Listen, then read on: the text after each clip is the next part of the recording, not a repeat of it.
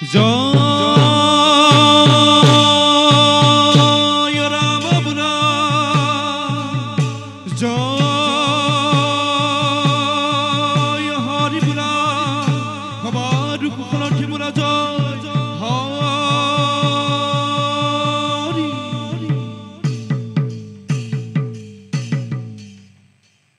জয় জয় দে জয় জয় দে বিশ্বম্ভর দায়িত্ব গোষ্ঠীকে বহবার তলফল পড়া আন্তরিক শর্ত নিবেদন করিস।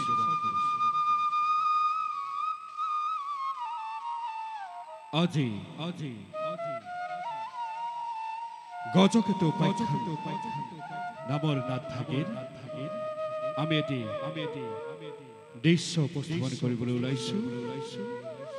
তাৰ প্ৰাক আমাৰ অসমীয়া জাতিলৈ শ্ৰীমন্ত শংকৰদেৱ গুৰুজনাই গীত দিলে, নৃত্য দিলে, বাদ্য দিলে, ভাষা দিলে, সংস্কৃতি দিলে, ভাওনাৰ দৰে অপূৰ্ব শৈলীৰে আমাৰ অসমীয়া জাতিটোক একতাৰ দোলেৰে বান্ধি বিশ্ব দৰবাৰত প্ৰতিষ্ঠিত কৰি থৈ গ'ল।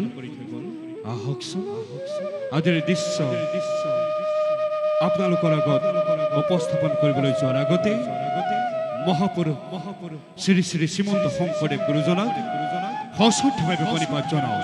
তেওঁৰে প্ৰিয় শিষ্য বৰহাৰপুৰ শ্ৰী শ্ৰী মাধৱদেৱ গুৰুজনাৰ এফাকি ঘোষাৰে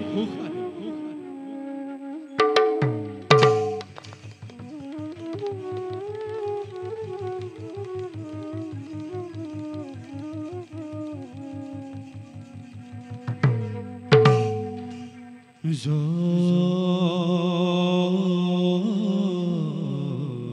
গুৰু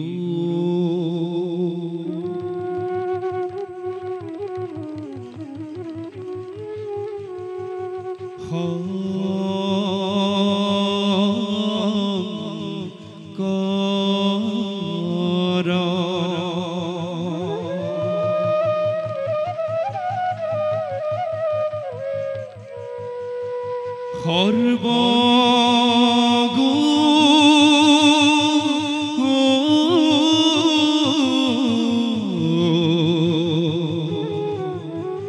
সৰ্বগুণাকৰ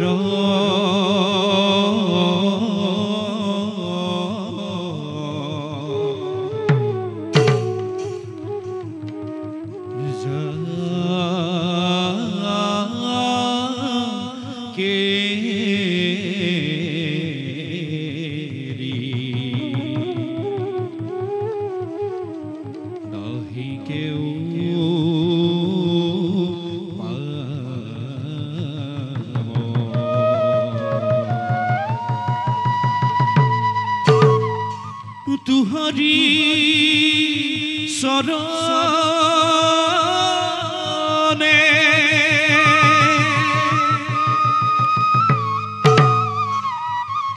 ৰেণু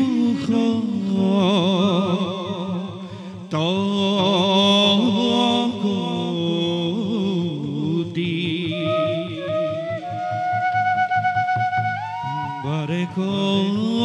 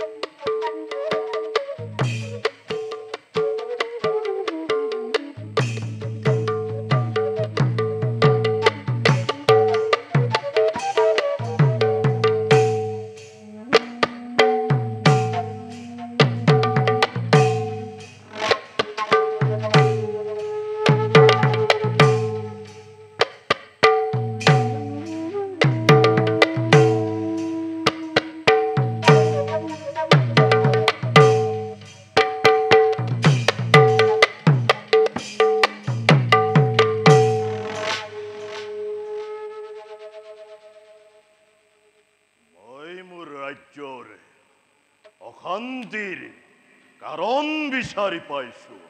বিচাৰি পাইছে? বিচাৰি পাইছো। তেন্তে কওক, কোনে আমাৰ ৰাজ্যত অশান্তিৰ সৃষ্টি কৰিছে? ব্যক্ত কৰক পিতৃদেৱ, মই এতিয়াই সেই অশান্তি দূৰ কৰি ৰাজ্যত শান্তি স্থাপন কৰিম। আপোনাৰ আৰু প্ৰজাখনৰ শান্তিৰ বাবে এই ইন্দ্ৰকেতুৱে নিজৰ প্ৰাণ দিবলৈও সাজু আছে পিতৃদেৱ।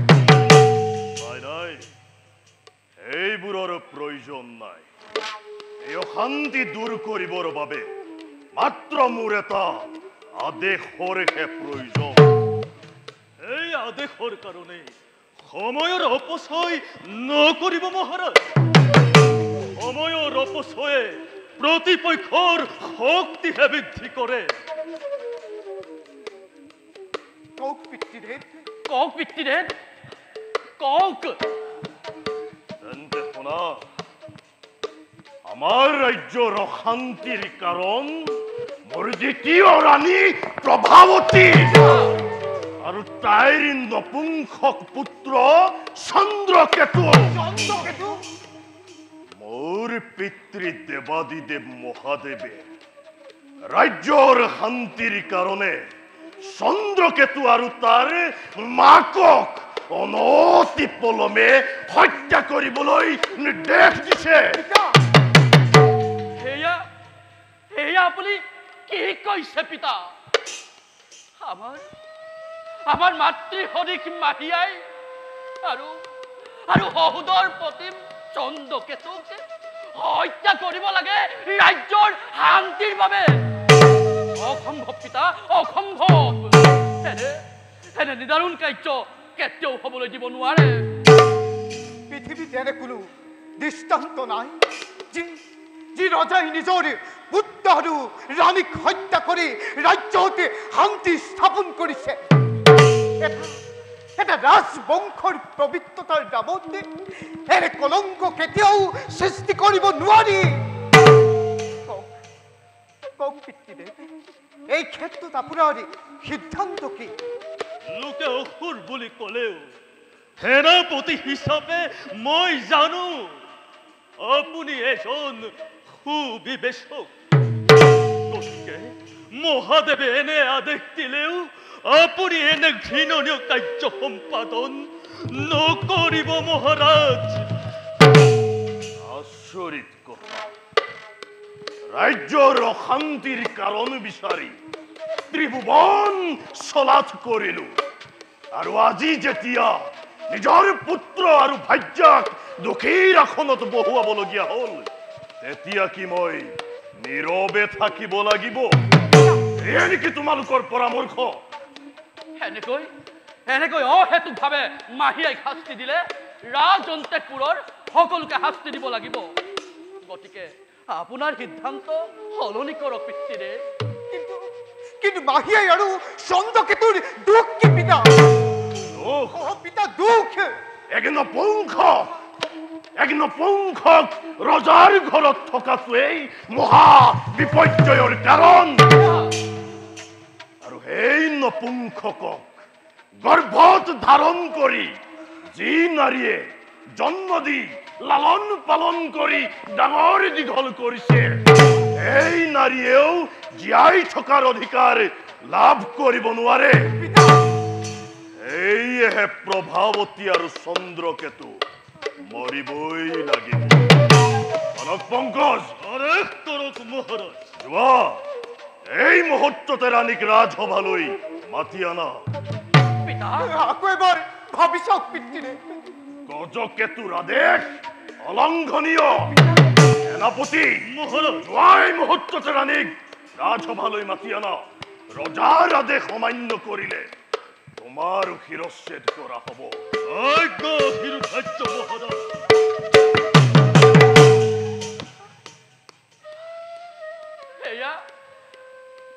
এয়া আপুনি কি কৰিবলৈ লৈছে পিতা? কি কৰিবলৈ লৈছে? যি মাতৃয়ে জীয়াই থকাৰ বাহিৰে মৃত্যুৰ কথা এক মুহূৰ্তও ভাবিব নোৱাৰে, এই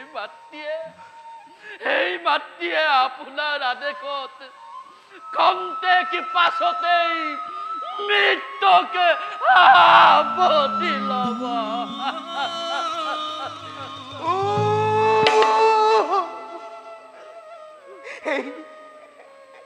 এই দৃশ্য চোৱাৰ আগতে মোৰ মৃত্যু নহল কিয়?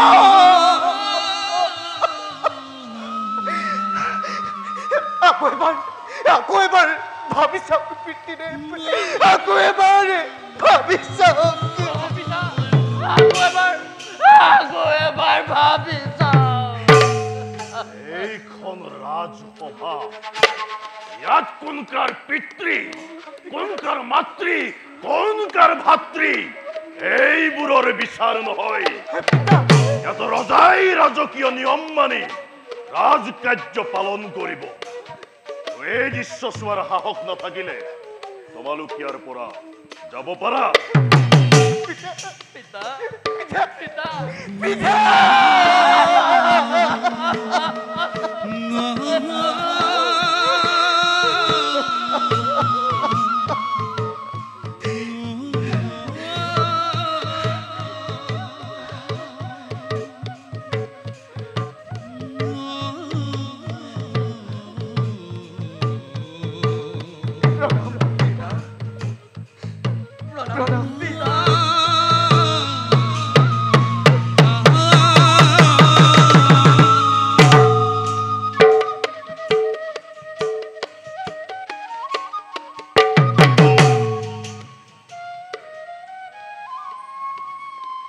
আমাৰ সেৱা গ্ৰহণ কৰক স্বামী দেৱতা।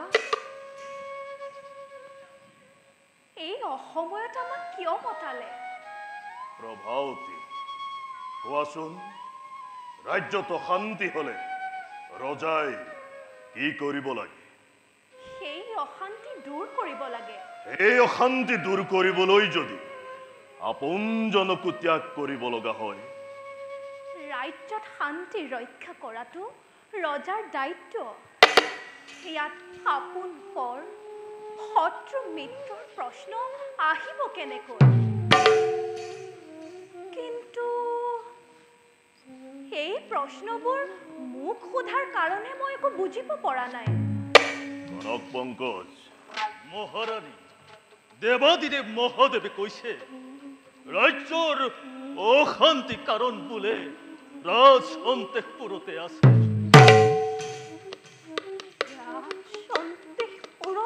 হয় মহাৰাণী।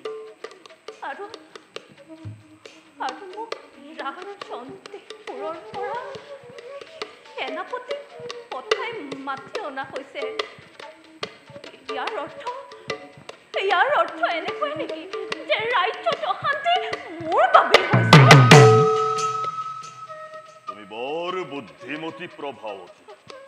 যি কথা মই কব লাগিছিল এই কথা তুমি নিজেই ব্যক্ত কৰিলা। নহয় মহাৰাজ, এয়া মই কি শুনিছো? এয়া সঁচানে?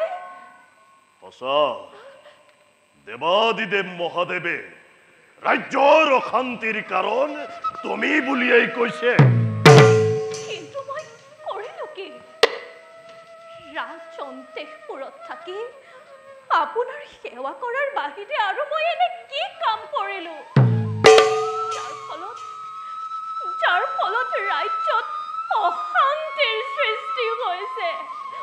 কওক স্বামী দেৱতা, কওক। আপোনাৰ পুত্ৰ চন্দ্ৰকেতু কি কৰিলে সি?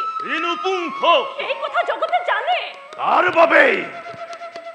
বাবেই ৰাজ্যত যত মানে অশান্তি, একে নপুংসক ৰাজ্যত থাকিলে এই ৰাজ্যৰ ৰজা প্ৰজা কাৰোৰে শান্তি নহয়। সেয়েহে তাক আৰু জন্ম দিয়া মাতৃ হিচাপে তোমাক আৰু মোক কি কৰিব স্পষ্টকৈ কওক। এক লক্ষণীয় পুত্ৰ আৰু তেনে কুলক্ষণীয় পুত্ৰ জন্ম দিয়া নাৰীক মই পৃথিৱীৰ পৰা চিৰ বিদায় দিয়াৰ ব্যৱস্থা কৰিম।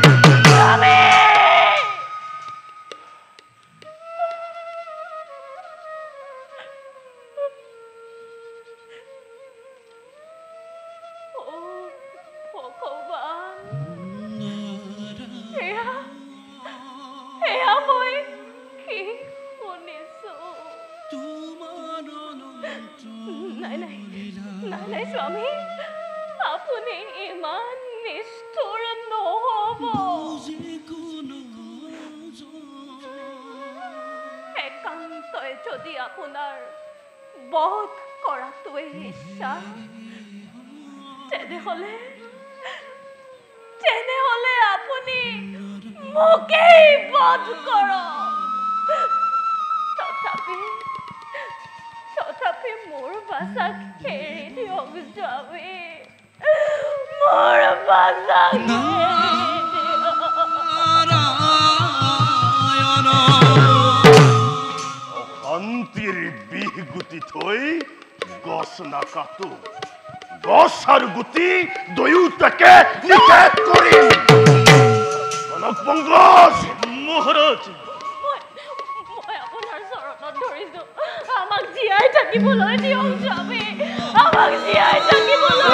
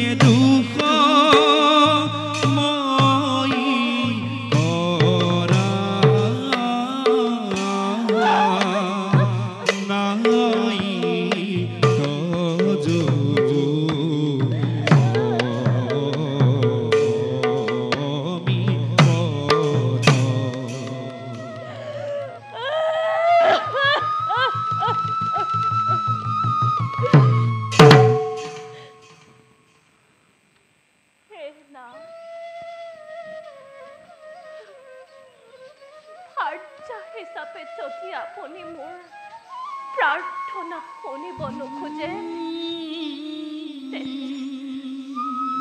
তেন্তে মই আপোনাৰ ৰাজ্যৰ সাধাৰণ প্ৰজা হিচাপে আচল পাতি পুত্ৰৰ জীৱন ভিক্ষা বিচাৰিলো। মোক নিৰাশ নকৰিব মহাৰাজ, মোক নিৰাশ নকৰিব। পংকজ, লৈ যোৱা এই নাৰীক উত্তৰ হতে সাগৰৰ পাৰলৈ নি হত্যা কৰাগৈ। এই হ'ব মহাৰাজ। বলক মহাৰাণী।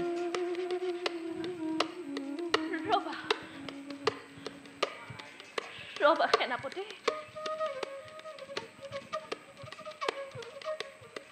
মহাৰাজ, ৰাজদণ্ড হাতত আছে যেতিয়া আপুনি যিকোনো সিদ্ধান্তকে গ্ৰহণ কৰিব পাৰিব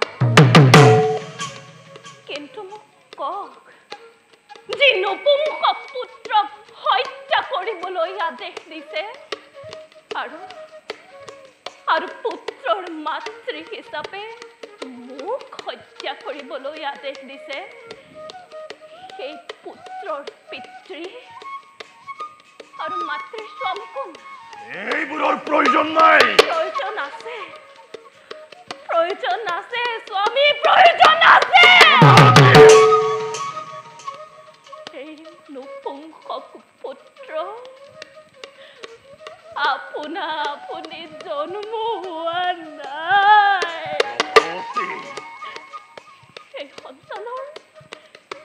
সেই সন্তানৰ জন্মদাত্ৰী মাতৃ মই আৰু আপুনি তাৰ পিতৃ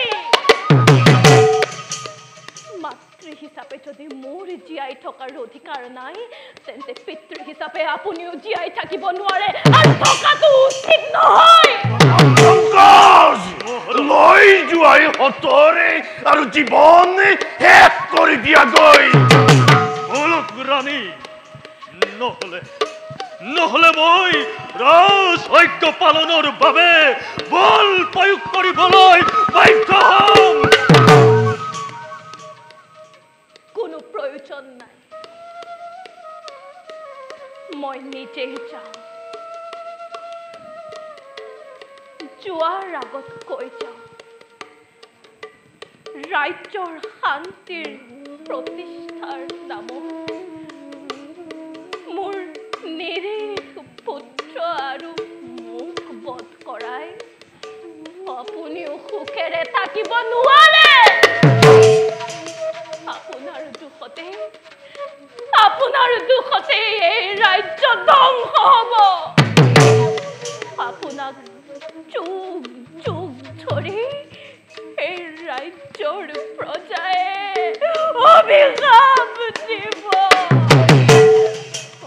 স্বামী অভিশাপ দিব